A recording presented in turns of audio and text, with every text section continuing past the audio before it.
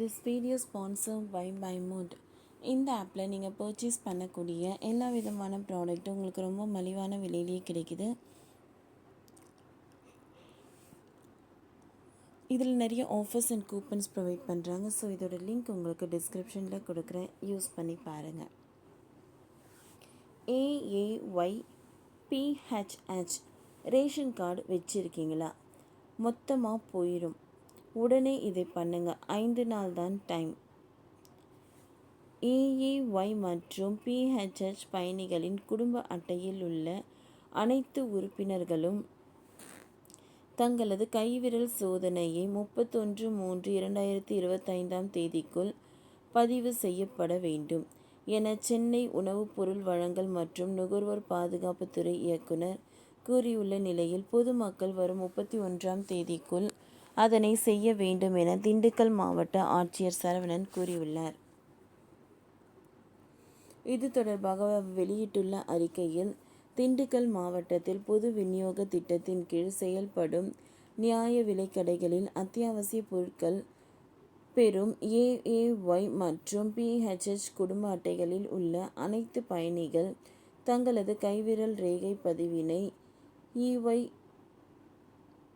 EKYC சம்பந்தப்பட்ட நியாய விலை கடைகளில் 31/3/2025க்குள் பதிவு செய்திட வேண்டும் என சென்னை உணவுப் பொருள் வழங்கல் மற்றும் நுகர்வோர் பாதுகாப்புத்துறை இயக்குனர் அவர்களால் தெரிவிக்கப்பட்டுள்ளது.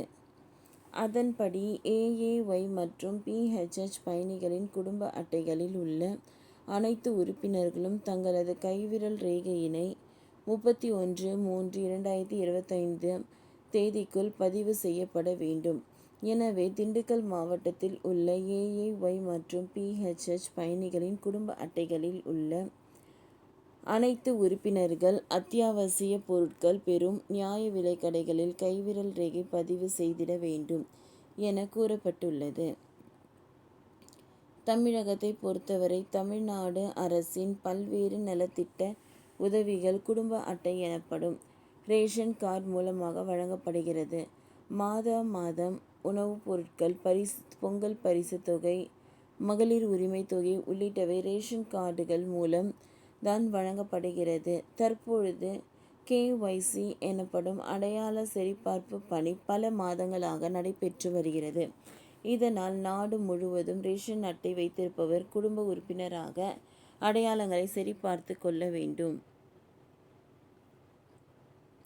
நாடு முழுவதும் தற்போது வரை சுமார் 9 லட்சம் பேர் தங்கள் அடையாள சரிபார்ப்பு பணியை மேற்கொள்ளவில்லை என கூறப்படுகிறது. இன்னும் 1 மாத கால அவகாசம் மட்டுமே இருக்கும் நிலையில் அவர்கள் அதனை செய்து முடித்து அறிவுறுத்தப்படுகிறது. நாடு முழுவதும் பலர் உயிரிழந்த நிலையில் அவர்களது பெயர்கள் நீக்காமல் அவர்களது பெயர்களிலேயே ரேஷன் பொருட்களை வாங்கி வருகின்றனர். மேலும் இதன் காரணமாக பலருக்கு செல்ல வேண்டிய நலத்திட்ட உதவிகள் செல்லாமல் இருக்கிறது. இதன் காரணமாக தான் இதுபோன்ற பிரச்சனைகளை சரி செய்ய அடையாள சரிபார்ப்பு பணி நடைபெற்று வருகிறது என்கிறார்கள் அதிகாரிகள். ஓகே ஃப்ரெண்ட்ஸ், இந்த வீடியோ உங்களுக்கு யூஸ்ஃபுல்லாக இருந்ததுன்னா லைக் பண்ணுங்கள், ஷேர் பண்ணுங்கள், சப்ஸ்கிரைப் பண்ணுங்கள். தேங்க்யூ.